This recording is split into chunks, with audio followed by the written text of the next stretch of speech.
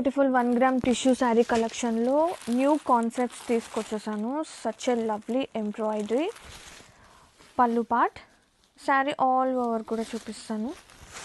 Beautiful collection అండి. ఎంత flowy ఉందంటే sari, such a lovely softness అన్నమాట. చూస్తున్నారు కదా ఎంత క్యూట్ అనిపిస్తుంది, భలే ఉందండి సాఫ్ట్గా.